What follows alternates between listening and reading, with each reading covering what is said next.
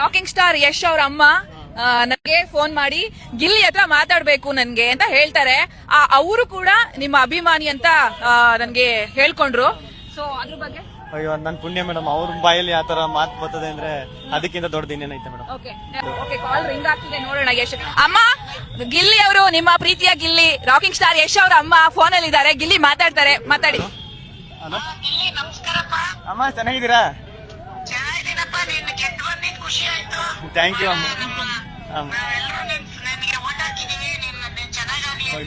Thank you ಅಮ್ಮ, ನಿಮ್ಮ ಆಶೀರ್ವಾದ ಅಮ್ಮ.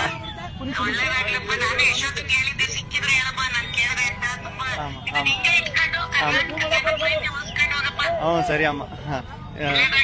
ತುಂಬಾ ಅಮ್ಮ ತುಂಬಾ ಖುಷಿ ಆಯ್ತು ಅಮ್ಮ ನೀವು ಫೋನ್ ಮಾಡಿದ್ದು. ಆಮ ಆಮ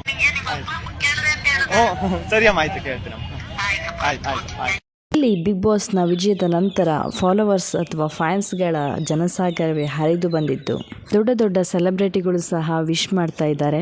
ರಾಕಿಂಗ್ ಸ್ಟಾರ್ ಯಶ್ ಅವರ ಅಮ್ಮ ಪುಷ್ಪಮ್ಮ ಸಹ ಕಾಲ್ ಮಾಡಿ ವಿಶ್ ಅನ್ನ ಹೇಳ್ತಾರೆ. ಪುಷ್ಪಮ್ಮನವರ ಹಿಂದಿನ ಇಂಟರ್ವ್ಯೂಗಳನ್ನು ಅನೇಕ ಪ್ರೈವೇಟ್ ಚಾನೆಲ್ಗಳು ನಡೆಸಿದಾಗ ಅವರ ಇಂಟರ್ವ್ಯೂವನ್ನು ನೀವು ನೋಡಿರ್ತೀರ. ಎಷ್ಟೊಂದು ಖಡಕ್ ಆಗಿ ಉತ್ತರವನ್ನ ಕೊಡ್ತಾ ಇದ್ರು. ಇಂತಹ ನ್ಯೂಸ್ ರಿಪೋರ್ಟರ್ಗಾಗ್ಲಿ ಬೇಡವಾಗಿರೋ ಪ್ರಶ್ನೆಗಳನ್ನ ಕೇಳಿದಾಗ ಮುಖದ ಮೇಲೆ ನೀರಿಳಿಸ್ತಾ ಇದ್ರು. ಅಷ್ಟೊಂದು ಖಡಕ್ ಆಗಿ ಕೊಬ್ಬಿನ ಕೋಳಿ ತರ ಉತ್ತರವನ್ನ ನೀಡ್ತಾ ಇದ್ರು. ನಾನೇ ದೊಡ್ಡೋಳು, ನನ್ನ ಮುಂದೆ ಯಾರೂ ಇಲ್ಲ, ನಾನು ಯಾರ ಮುಂದೆ ಬಗ್ಗೋಲ್ಲ ಅಂತ ಅಂದವರು ಸಹ ಇವತ್ತು ಗಿಲ್ಲಿಯ ಒಂದು ಆಟಕ್ಕೆ ಮೆಚ್ಚುಗೆಯನ್ನು ವ್ಯಕ್ತಪಡಿಸಿ ಅವರು ವಿನ್ ಆಗಿದ್ದಕ್ಕೆ ಶುಭ ಹಾರೈಕೆಯನ್ನು ನೀಡಿದ್ದಾರೆ.